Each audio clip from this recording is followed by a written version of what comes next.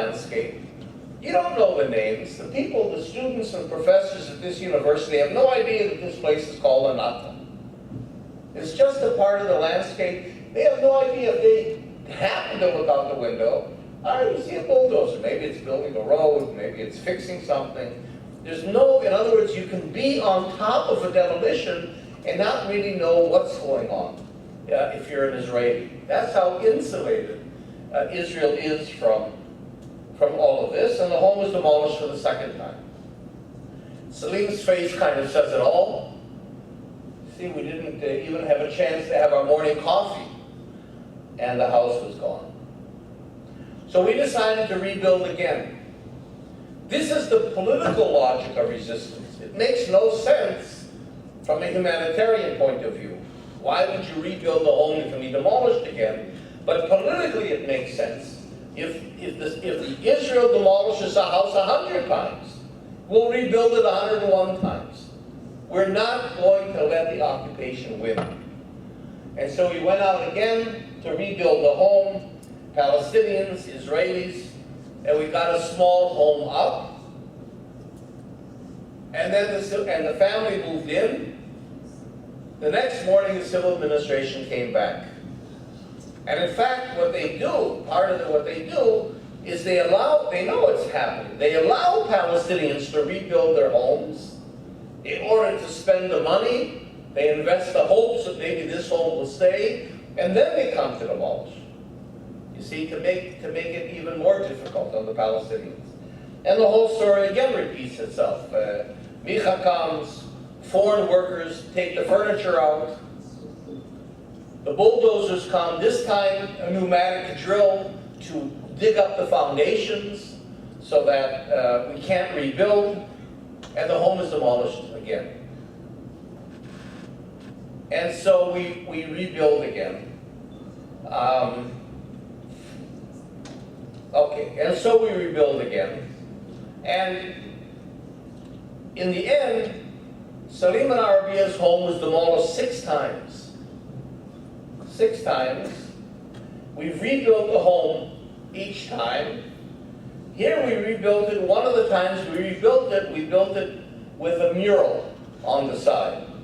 And the mural was a mural of a dead bulldozer, a Caterpillar bulldozer that we're trying to have international boycotts of Caterpillar because they make bulldozers specifically to demolish Palestinian homes.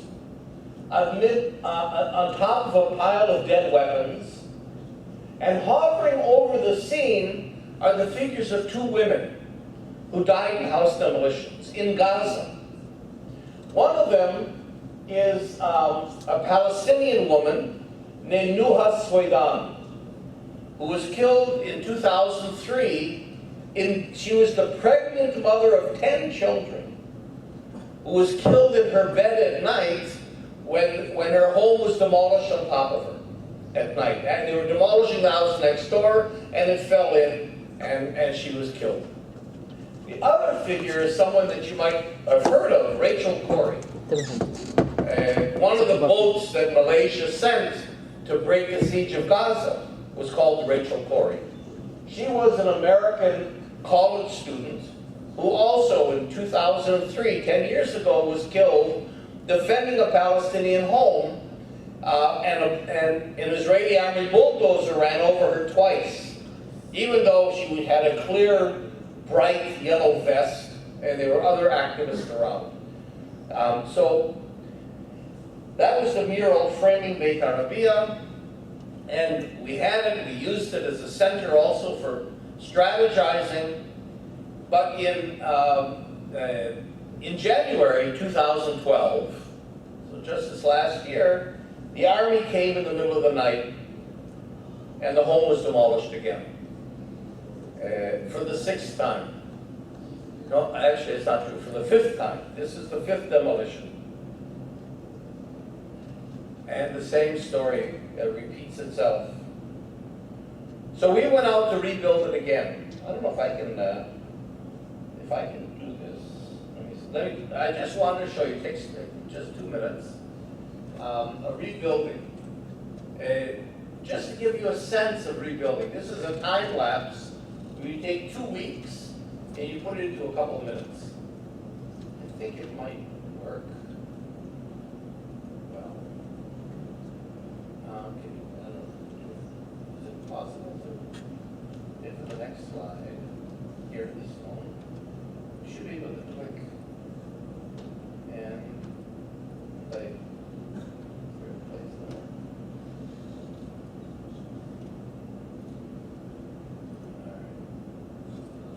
All right, it's not going to work? Okay, all right. Well, okay. So just to finish up, I just want to finish this up.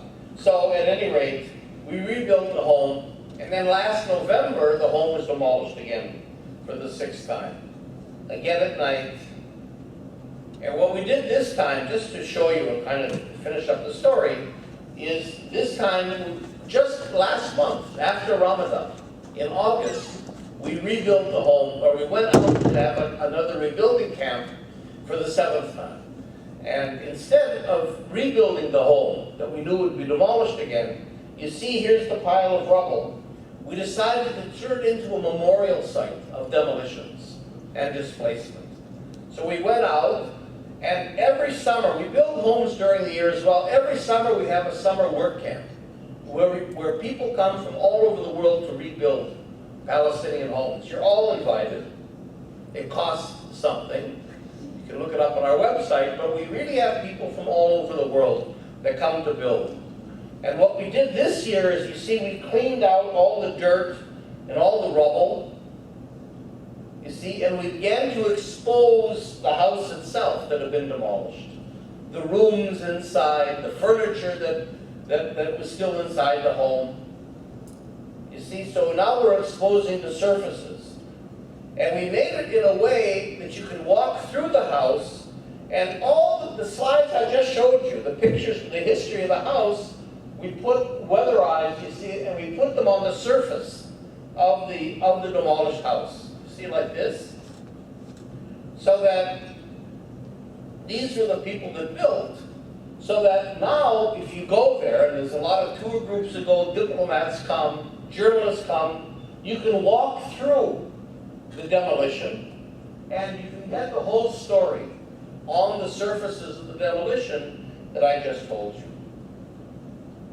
Plus the work gloves of the... So just to conclude really quickly, Israel is not going to give up the occupied territory. There is no two-state solution. Instead, Israel was going, actually, towards apartheid, like in South Africa. The idea was, rather than 22%, Palestinians would get whatever you want to call it, a state, whatever you want to call it, on 15% of the land of Palestine. In other words, if you take areas A and B, you take out the major settlements, and you add the line of the wall, and you take out Jerusalem, which has been annexed to Israel, this is the map that you're left with. It's apartheid. In other words, Israel separates itself from the Palestinians. Apartheid means separateness.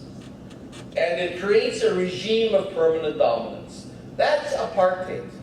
Whether it's based on race, or based on nationality, or religion, or the color of your eyes, it doesn't matter.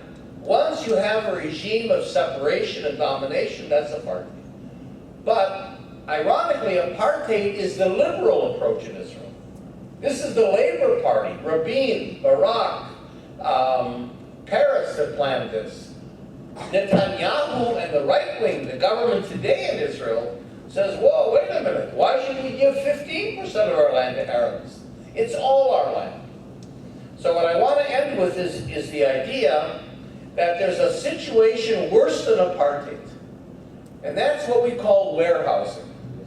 Warehousing, like putting people